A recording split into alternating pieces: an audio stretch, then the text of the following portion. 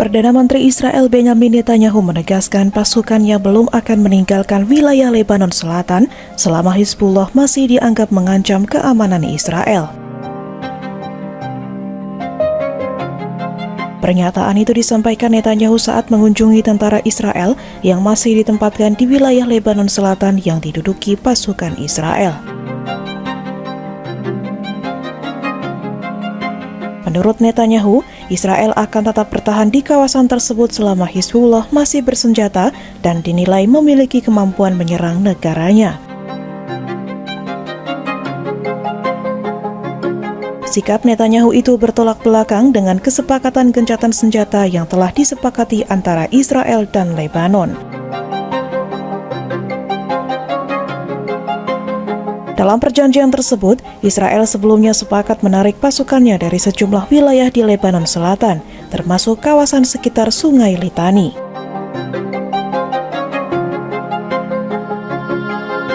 Sebagai bagian dari kesepakatan, Angkatan Bersenjata Lebanon dijadwalkan mengambil alih pengamanan di wilayah yang ditinggalkan pasukan Israel.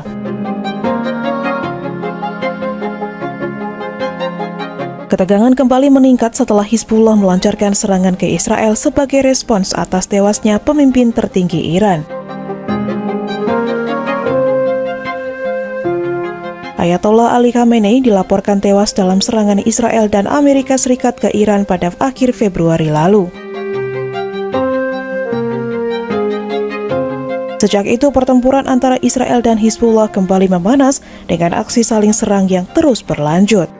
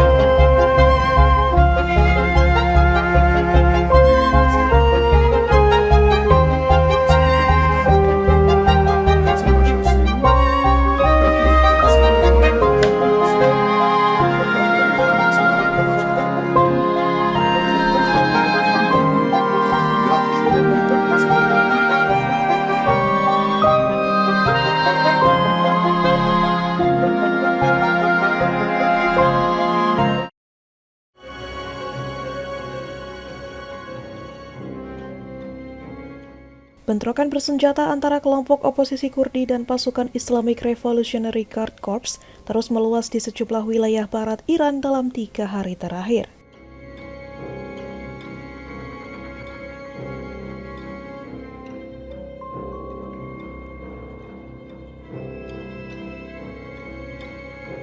Pertempuran yang terjadi di Mahabad, Baneh, Paweh, Marifan hingga Qaumi Rabat dilaporkan telah menewaskan sedikitnya 7 orang.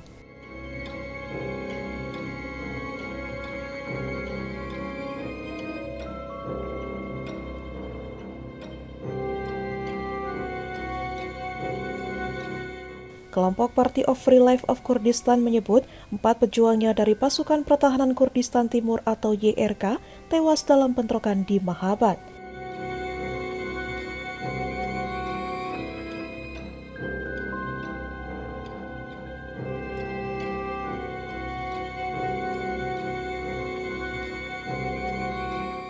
Di pihak Iran, seorang tentara wajib militer dan seorang anggota IRGC dilaporkan tewas, sementara beberapa personil keamanan lainnya mengalami luka-luka.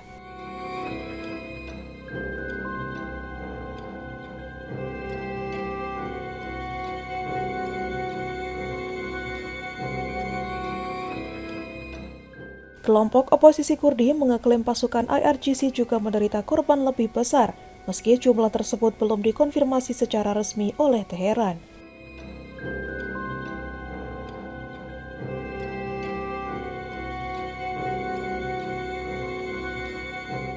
Bentrokan bersenjata dilaporkan terus berlangsung di sejumlah wilayah, dengan kedua belah pihak saling mengeklaim berhasil menimbulkan korban jiwa.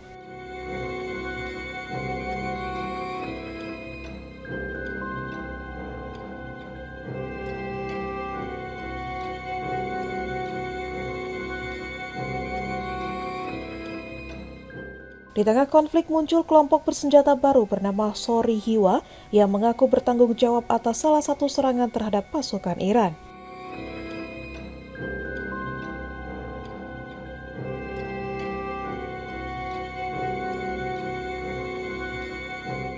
Di saat yang sama, Iran disebut terus meningkatkan operasi militer dengan meluncurkan rudal dan drone ke markas kelompok oposisi Kurdi di wilayah Kurdistan, Irak.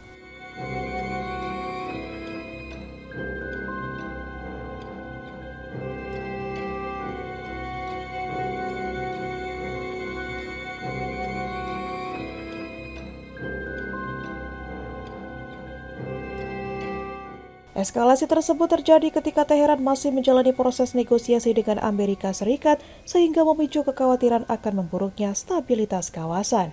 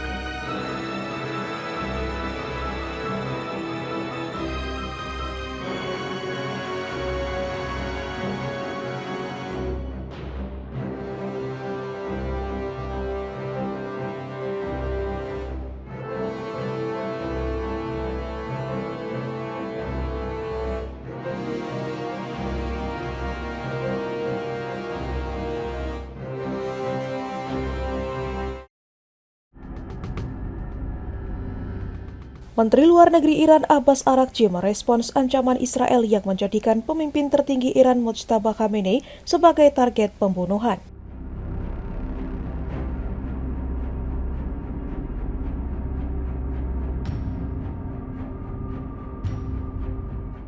Arakchi menegaskan Iran siap memberikan pelajaran kepada Israel jika tetap mengabaikan kesepakatan damai yang dimediasi Amerika Serikat.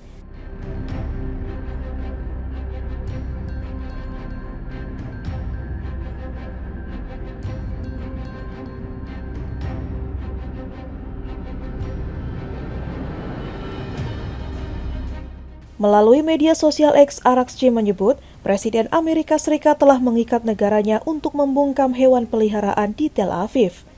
Ia juga memperingatkan bahwa setiap ancaman terhadap rakyat maupun kepemimpinan Iran akan dibalas dengan respons yang tegas.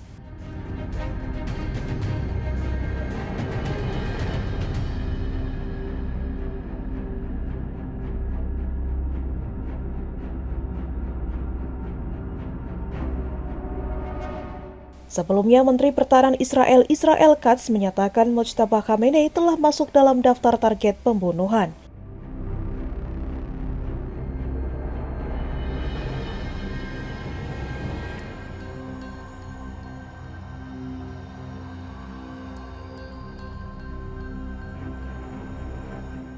Katz juga menuding Iran berupaya memanfaatkan proses negosiasi demi memperoleh keuntungan politik.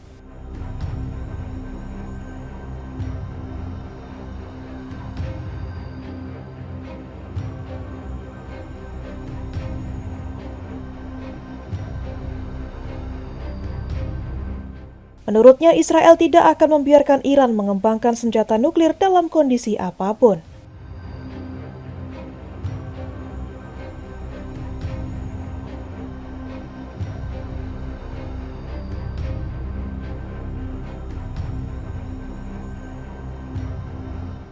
Ia bahkan menegaskan Tel Aviv siap kembali melancarkan serangan militer terhadap Iran apabila dianggap diperlukan.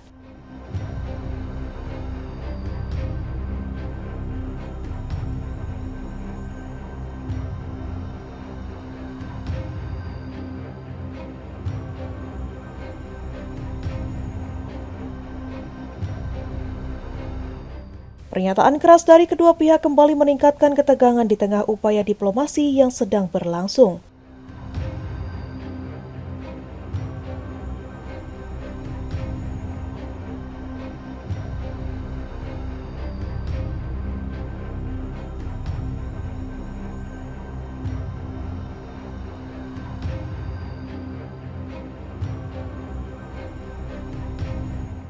Padahal, Amerika Serikat masih berupaya mendorong penyelesaian konflik melalui jalur perundingan dan menghindari eskalasi perang yang lebih luas.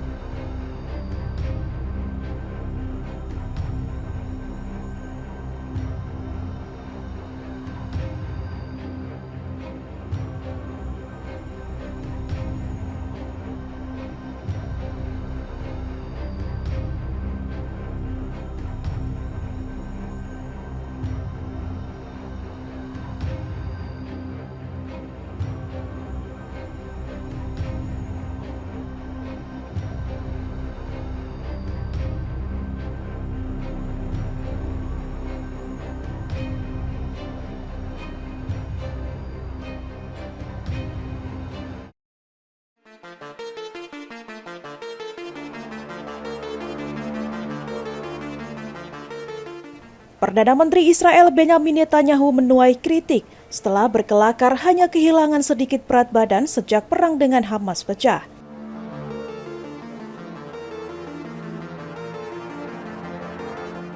Pernyataan itu disampaikan saat wawancara ketika Netanyahu ditanyai mengenai perubahan yang ia alami setelah serangan Hamas pada 7 Oktober 2023.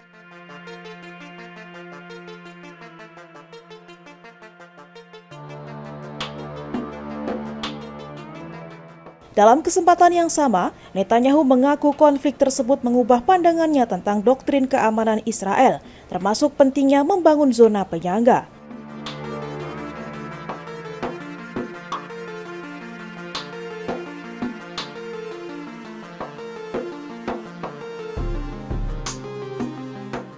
Psikolog klinis senior dari Tel Aviv University, Ofer Grossberg, menilai Netanyahu dikenal sebagai orator yang piawai membangkitkan semangat dan emosi publik.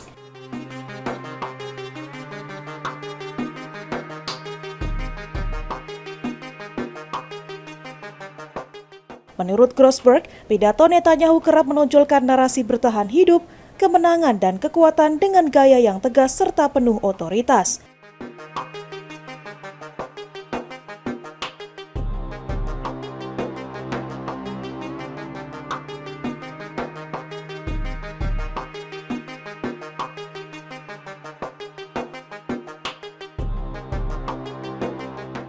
Ia juga menilai karakter Netanyahu banyak dipengaruhi didikan sang ayah yang keras, kritis, dan lebih menekankan pencapaian dibanding kedekatan emosional.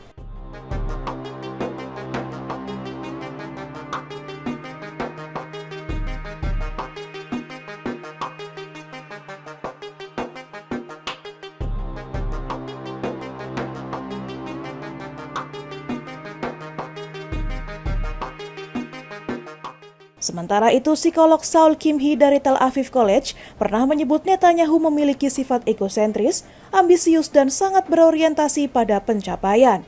Kimhi menilai ambisi menjadi ciri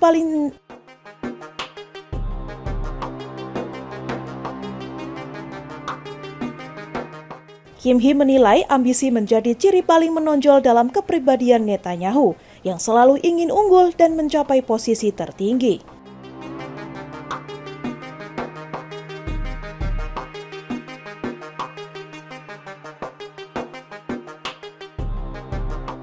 Analis tersebut juga menyebut Netanyahu memandang politik sebagai arena persaingan keras, sehingga dominasi dan manipulasi dianggap sebagai bagian dari strategi.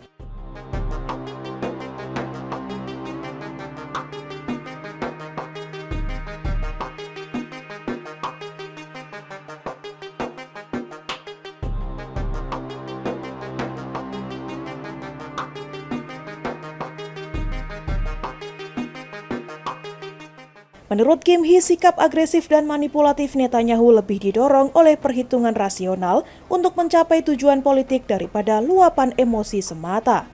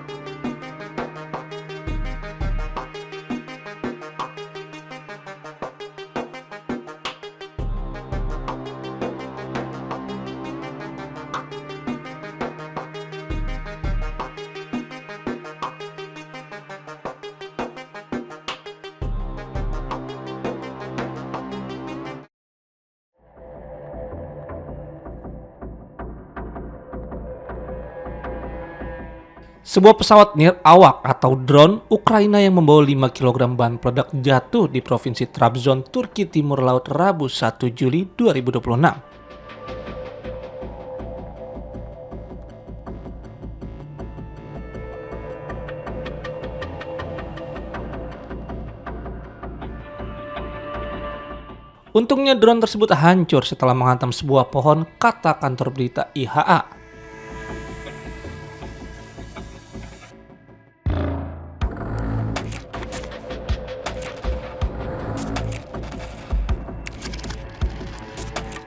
Disebutkan bahwa tim khusus telah memeriksa drone tersebut dan mendapati pesawat nirawak itu dilengkapi 5 kg bahan peledak.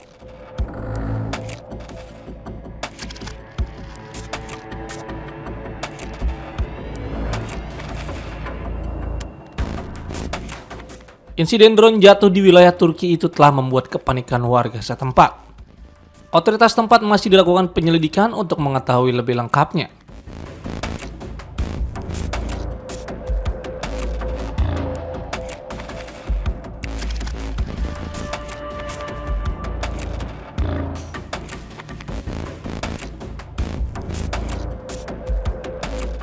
Pada Juni, lebih banyak drone Ukraina dan puing-puingnya ditemukan di sejumlah provinsi Turki di sepanjang Laut Hitam.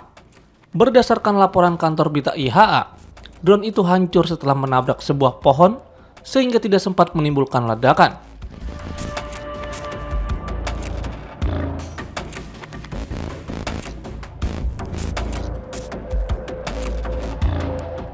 Tim penjinak bahan peledak dan personel keamanan kemudian diterjunkan ke lokasi untuk melakukan identifikasi terhadap pesawat nirawak tersebut.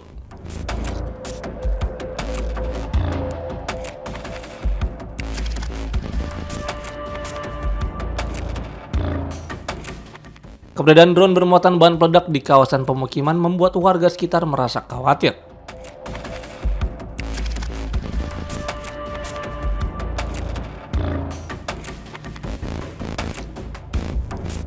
Aparat keamanan langsung memasang garis pembatas di lokasi jatuhnya drone, guna mencegah masyarakat mendekat selama proses pemeriksaan berlangsung.